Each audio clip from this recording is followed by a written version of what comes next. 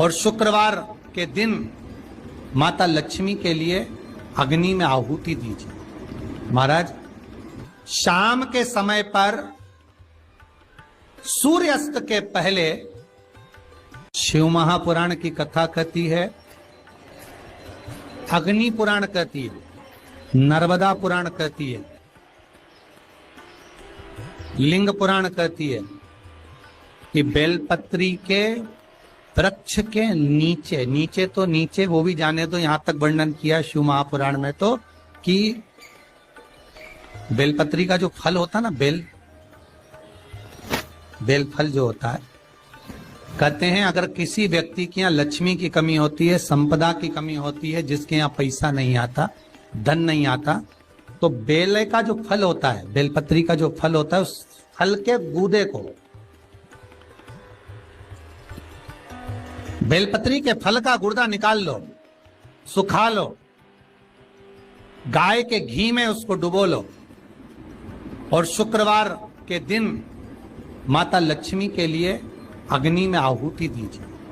महाराज, शाम के समय पर सूर्यास्त के पहले ये जो आहुतियां हम बेले के गुर्दे के फल की गाय के घी में डुबोकर माता लक्ष्मी और भगवान विष्णु के नाम से देते हैं, महाराज 2 या 3 शुक्रवार करोगे, लक्ष्मी की कभी कमी नहीं आती, संपदा बढ़ती है।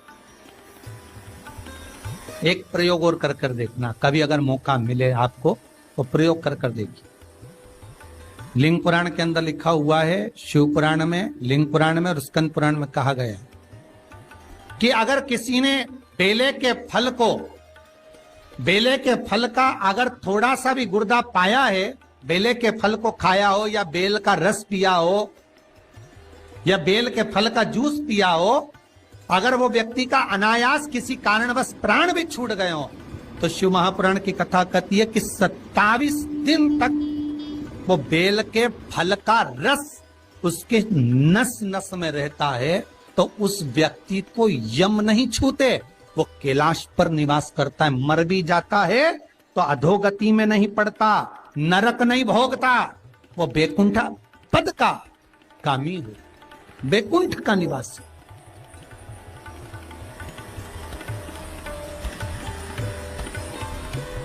बैकुंठ का निवास।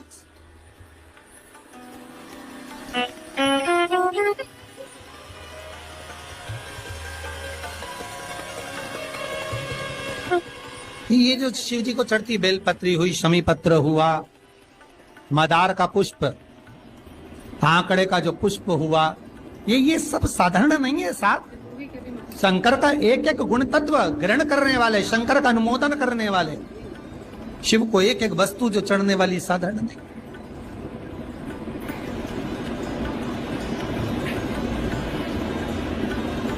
महाराज, हम तो आपसे निवेदन पहले भी करे, आज फिर करते। मान लो आपको ऐसा लगता है कि घर में बीमारियां ज्यादा घेर रही है, तो एक बेल का टुकड़ा, बेले का फल का एक टुकड़ा अपने ही घर में कहीं पर भी कटोरी में रख दीजिए, शिव का स्मरण, सुख प्रदान करेगा। अगर थोड़ा बहुत रोग आ भी गया निकल जाएगा, पर बड़ी बीमारी में कोई फंस नहीं पाएगा, ज्यादा जनहानि नहीं होगी, तकलीफ नहीं भोग पाएगा। शिव को प्रिय है।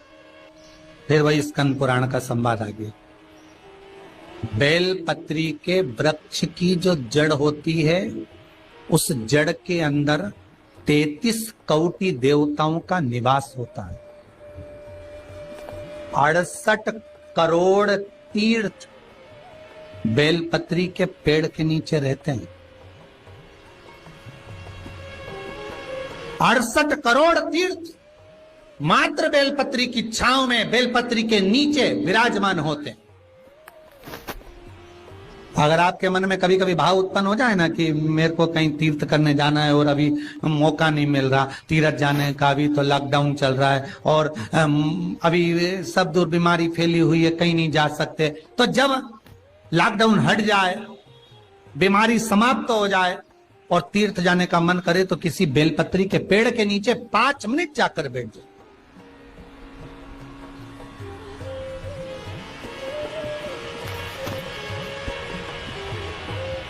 और जप लो, श्री शिवाय नमस्तुभ्यम। जितने बैठे हो टीवी के सामने प्रेम से बोलो, श्री शिवाय नमस्तुभ्यम। जितने टीवी के सामने बैठे बार फिर से बोलो, श्री, साथ में बोलो, आगे आगे नहीं, श्री शिवाय नमस्तुभ्यम।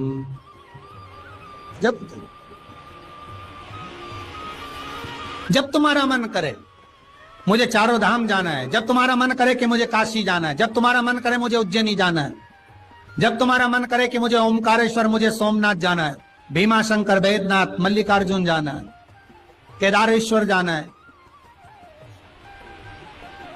बस नागेश्वर जाना है, थोड़ी देर के लिए बेलपत्री के पेड़ के नीचे जाकर भी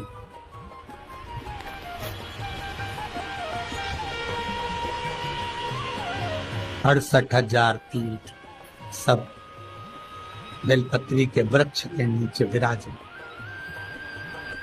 जहां पर देवराज के प्राण छूटे वहां बेलपत्री का पौधा है, बेलपत्री का वृक्ष है।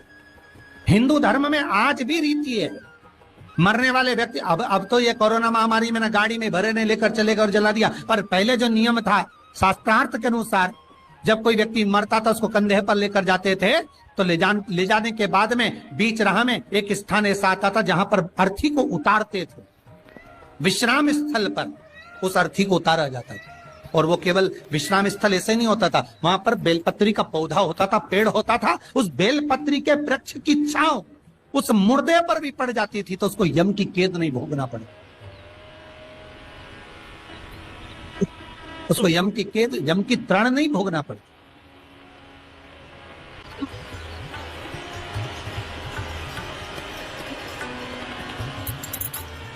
इसलिए उस बेलपत्री के पौधे के नीचे उसको विश्राम दिया जाता है।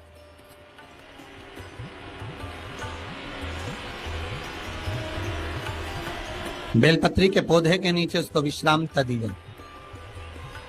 जब शिव कह रहे हैं, देवराज तेरे प्राण छूटे, मना नहीं है तेरे प्राण छूटे, पर तेरे प्राण जहां छूटे वो बेलपत्री का वृक्ष था।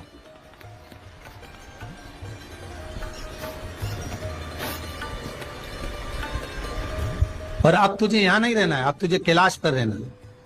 तो कैलाश पर क्यों? शंकर भगवान बोलते हैं ये मृत्यु लोक जो है ना, पृथ्वी, ये भूमि जो है ना, ये मेरी निवास स्थली है, ये मेरा घर है। इसलिए शंकर भगवान ने, भगवान विष्णु ने जब कहा था, भगवान विष्णु जब शंकर भगवान से बोले कि मैं आपसे मिलने आना चाहता हूं, तब शंकर भगवान बोले आ जाओ। तो भगवान विष्णु पृथ्वी से एक हाथ ऊपर पांव रखकर चल रहे थे। तो शंकर जी ने पूछा तुम पांव जमीन पर क्यों नहीं रखते, पृथ्वी पर रखो। शिव जी मैं पांव पृथ्वी पर नहीं रख, क्यों? नहीं नहीं नहीं नहीं, मैं पांव पृथ्वी पर नहीं रख सकता। आखिर क्यों? शंकर भगवान से भगवान विष्णु कहते हैं पूरी पृथ्वी पर छोटे छोटे कंकर नजर आते हैं, हर कंकर में मुझे शंकर नजर आते हैं। जब कंकर में शंकर दिखेगा तो मैं पृथ्वी पर पांव कैसे रख सकता हूं? शिव जी बोले, भाई नारायण भगवान विष्णु से बोले, है नारायण, अगर आप इतनी दूरी बनाकर रखेंगे तो फिर हमारे करीब में कौन आएगा? हम चाहते हैं कि आप हमसे मिलकर रहें, हम आपसे एक क्षण की दूरी सहन नहीं कर सकते। आप हमसे चिपक जाएं, लपट जाएं, आप हमसे रम जाएं, हम आप में रम जाएं। कुछ ऐसा कर दो, शंकर जी कह रहे हैं नारायण कुछ ऐसा कर दो कि शंकर नारायण से दूर नहीं रहे, नारायण शंकर से दूर नहीं रहे, ऐसा कुछ कर दिया जाए। तब भगवान शिव ने भगवान विष्णु से कहा एक काम हो सकता है कि आप सांप बन जाओ। भगवान विष्णु ने पूछा मैं सांप बन जाऊं क्यों? शंकर भगवान कहते हैं सांप बन जाओगे तो मैं गले में आपको डालकर रखूंगा, आप मुझसे चिपके रहोगे, मैं आपसे चिपका रहूंगा, आप मुझसे लगे रहेंगे, मैं आपसे लगा रहूंगा, दूरी नहीं रहेगी एक क्षण की भी। और भगवान विष्णु सर्प बन गए, भगवान विष्णु सांप बन गए, सांप बने भगवान शंकर ने। भगवान विष्णु जब सर्प बने और सर्प बनकर भगवान शंकर ने अपने गले में भगवान विष्णु को धारण कर लिया। आज भी शंकर भगवान के गले में जो सांप पड़ा हुआ है वो सांप केवल सर्प नहीं है, वो भगवान विष्णु का ही एक अवतार।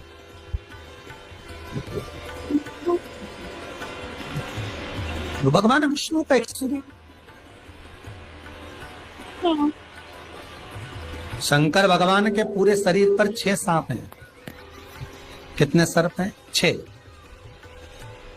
एक जो गले में है वो भगवान विष्णु का होता, 2 हाथ में, 2 भुजा पर, एक कमर में जो सर्प नजर आता है, ये शंकर भगवान की 5 लड़कियां हैं, जया, विशाला, सामरीवारी, 2 तली और देव। शिव जी की 5 लड़की। शंकर भगवान के पूरे शरीर पर 6 सर्प हैं, 5 लड़कियां और एक भगवान विष्णु का स्वरूप, भगवान विष्णु का प्रतिबिंब, भगवान विष्णु का ही एक स्वरूप। स्कंद पुराण में अगर 16 सोमवार के व्रत का अगर आप विधान देखेंगे, और हम तो कहते हैं केवल 16 सोमवार से ही मतलब मत रखो। आप माताएं अगर एकादशी का व्रत कर रही है, सोमवार का कर रही है, मंगलवार का कर रही है, बुधवार का करे, गुरुवार का करे, चतुर्थी का करे, तीज का करे, छठ का करे, आप जो भी व्रत करते हो उस व्रत का विधान स्कंद पुराण में लिखा हुआ है। और स्कंद पुराण में क्या वर्णन लिखते हैं कि नारी जब सौभाग्यवती हो जाती है, लड़की की जब शादी हो जाती है और वो अपने पति के घर में जब रह रही होती है, पति के संग रह रही होती है, तो पति के घर में रहकर जितना भजन पूजन करती है, जितना